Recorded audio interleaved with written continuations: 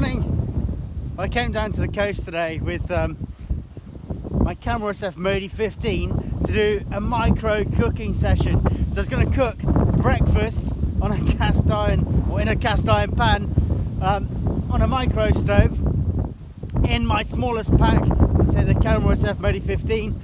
But it looks like it's going wrong. You can see the mountains behind me. The wind's just picked up, as you can probably hear, and along the coast and along the edge of the mountains, the Rhinog Mountains, is blowing in quite a storm. So I thought I'd walk and talk instead. I'm not going to get a chance to sit down and have breakfast, I don't think, but I thought I'd entertain you, if you can call this entertainment, by just walking and talking and showing you the area. Now this estuary is actually quite history rich. This whole area used to be, you can see in the distance there, slate mines, and slate from here would get transported all over the world. The estuary here, right here, if I don't know how to spin the camera, but the estuary here, it was very important for that, and the boats would come up. In the distance there is a quay, a Pensan quay that was built in the 1800s to transport, or to load the boats, to transport the slates all over the world. And it really was all over the world, you know. Slates from here are in Australia, they're in the US, they are everywhere, and it's pretty impressive. Now, the river was diverted to create that quay. The estuary used to go further up, and there are two standing stones which are believed to date from kind of the 1300s, that marked the landing point for traders before that coming up to trade goods, because the Rhinog Mountains create this huge barrier between this part, small part of the coast, and the rest of Wales and the UK. So I'm going to divert off here and see what goes on. Yeah. So and we get our own little kind of microclimate here. You know, it doesn't seem to fit with any weather forecasts at all. Whatever we do over here does not fit with weather forecasts that you get online. So even the Mountain Information Weather Service doesn't seem to be accurate for this part of the coastline.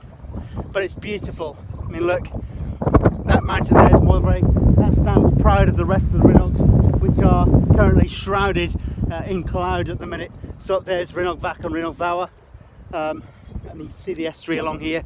Now this is quite a beautiful little area. I should show you more of this and less of my face, because the estuary is far more attractive. And so I don't even know if the sound's coming out well, because the wind is up. So I'm looking to see if I can get a sheltered area. I might be lucky, and that cloud and rain might be skirting the mountains and missing the coast. If that's the case, great stuff. I can have my micro breakfast, so watch out for the video. If it doesn't happen, I'll do a video anyway at some point over the next few days when I get a break in the weather. But bear in mind, I now live in Wales, so the weather can be problematic. You know, I get out anyway in the rain. The difference is I don't take out my cameras. You know, cameras and water don't tend to mix too well. So here, I don't know if it's coming out, but you can hear the clinking of the rigging. Clangs around, clinking and clangs around in the wind, which is quite beautiful. Look, I mean, even in adverse weather conditions, this area is just stunning. It's very history rich, and I can never help, you know, when I'm walking places, thinking, I wonder who's gone here before and what they did. So I'm trying to pick my way now across the bog down to find a little sheltered spot where I can cook. If the rain bypasses me, and like I said, it looks like it might just do that. But, anyway, so if anybody is watching, there are two people watching live, drop me a line and let me know, where is your favourite place to have breakfast. My favourite place is pretty much anywhere outdoors. You know, restaurants are great, but you can't beat cooking out with scenery, you know, like this. So you can see the estuary, the boat's moored up, the Renault Mountains in the distance. I'm going to head over there. The wind's coming. I don't think there's going to be any chance of the wind here, which is a shame, but I'll find somewhere in a second. This is beautiful.